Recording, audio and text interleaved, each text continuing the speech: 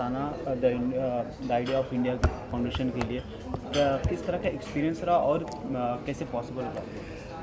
जब पहले मैंने इस ऑक्शन के बारे में सोचा तो मुझे लगा कि ये बहुत ही मुश्किल होगा कि अगर हम इंडिया के सबसे बड़े हस्तियाँ, सबसे जीनियस जो आर्टिस्ट और टैलेंट्स है सारे पेशे प्रोफेशन से, तो इनको मिलने, फिर पूछने, फिर उसके बाद कुछ आइटम्स निकालने में बहुत बहुत समय लगेगा।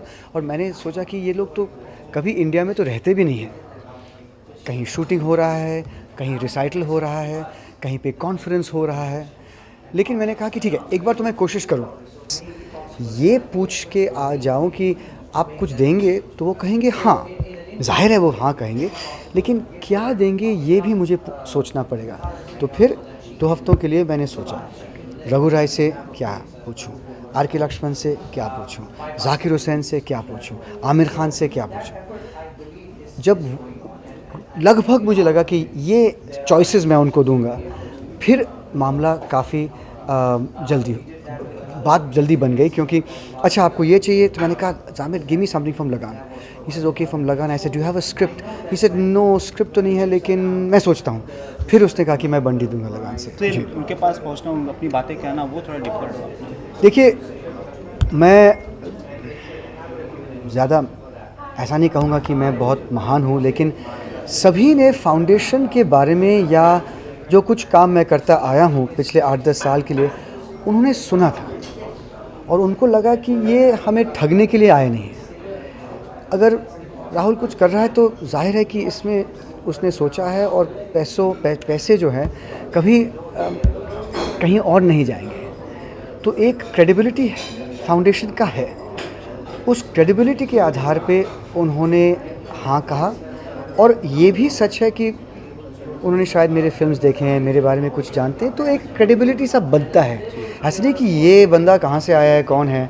और फिर मैंने फाउंडेशन के बारे में बताया, सारे पैसों के बारे में बताया। I narrated the whole thing कि ये हम करते हैं, अंडमान के बच्चों के साथ ये है। स्कूल फ़ीस हर साल 4 लाख रुपए हर बच्चे के लिए स्कूल फ़ीस लगते हैं।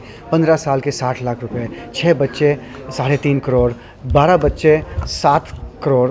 तो यहाँ पे पैसा जाता है। तो और हमने ये ऑक्शन किया था, पहले ये ऑक्शन किया था, बाद में अभी हम मणिपुर जा रहे हैं, पैसा यहाँ पे इस्तेमाल हो रहा है।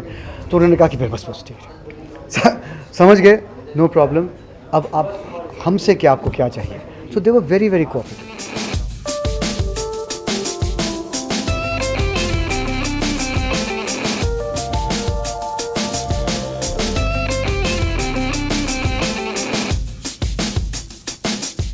What you to say about this initiative by Rahul, which is for a very noble cause of charity? It is noble cause, though it is, but it is a very important and necessary cause. It needs to happen.